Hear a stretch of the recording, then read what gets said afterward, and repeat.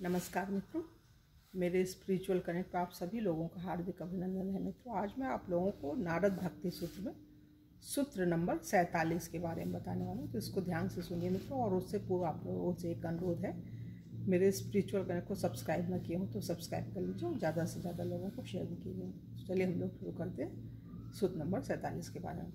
नारद माया को तरने की और पद्धतियाँ बता रहे हैं। ऋषि नारद माया को तरने की और पद्धतियाँ बता रहे हैं। सर्वप्रथम एकांतवास है। पहली पद्धति क्या है? एकांतवास।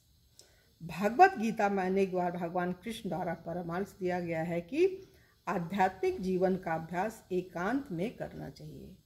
ध्यान योग में एकांतवास पर विस्तृत बल दिया जाता है।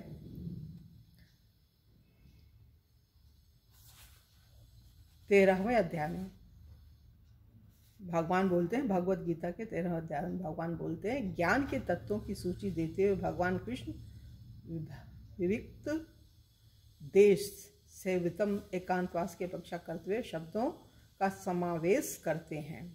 18वें अध्याय में फिर आत्मज्ञान की अवस्था तक पहुँचे हुए व्यक्ति का वर्णन करते हुए भगवान कृष्ण कहते हैं कि वह एकांत स्थान पर रहता है,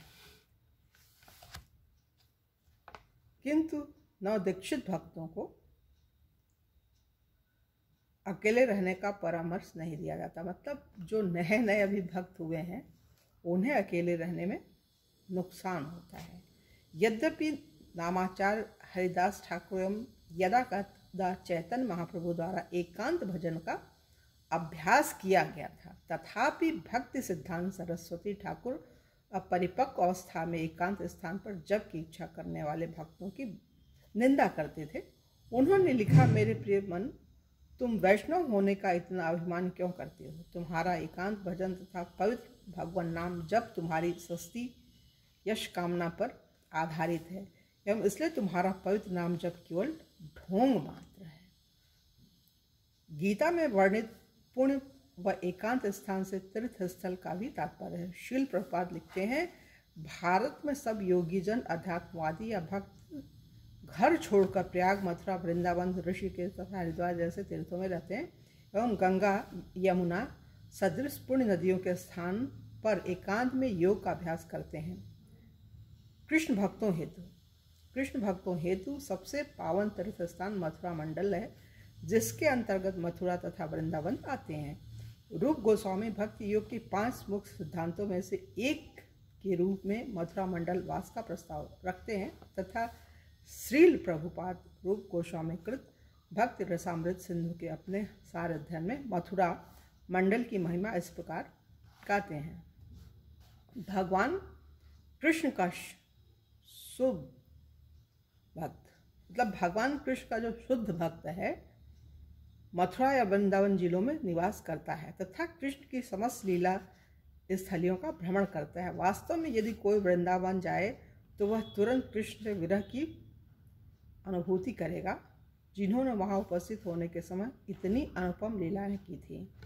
श्रील प्रभुपाद ने चैतन्य महाप्रभु की जन्मस्थली मायापुर तथा वृंदावन में मंदिरों की स्थापना हेतु अथक परिश्रम किया, जिससे विदेशी वहाँ आकर धामवास में से शुद्ध हो सके।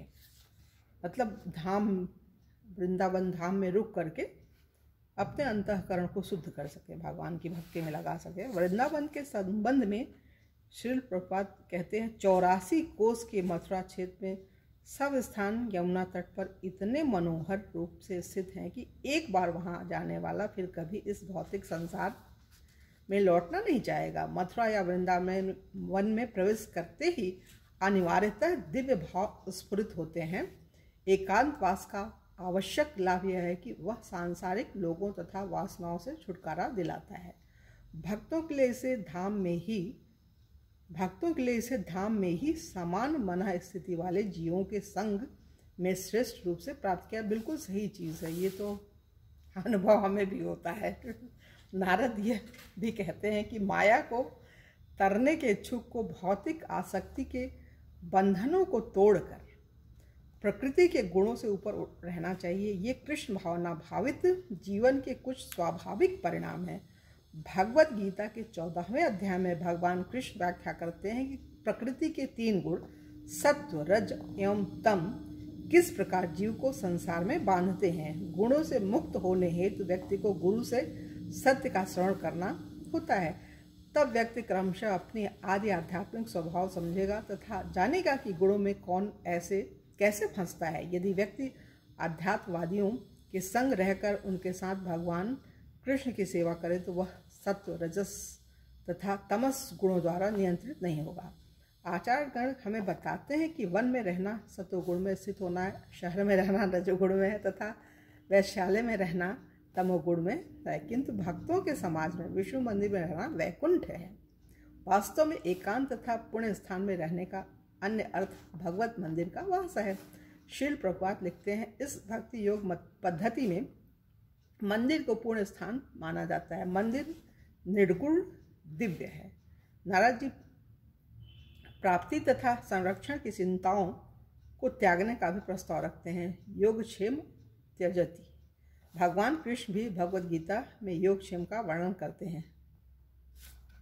किंतु वे जो अनंत भक्ति से मेरे दिव्य रूप का ध्यान करते हुए सदैव मेरी उपासना करते हैं, उनके लिए मैं अप्राप्त का प्रदान करता हूँ तथा प्राप्त का संरक्षण करता हूँ। ये बहुत बड़ी चीज़ है। ये बहुत बड़ी चीज़ है। ये भगवान का सबसे बड़ा आश्वासन है।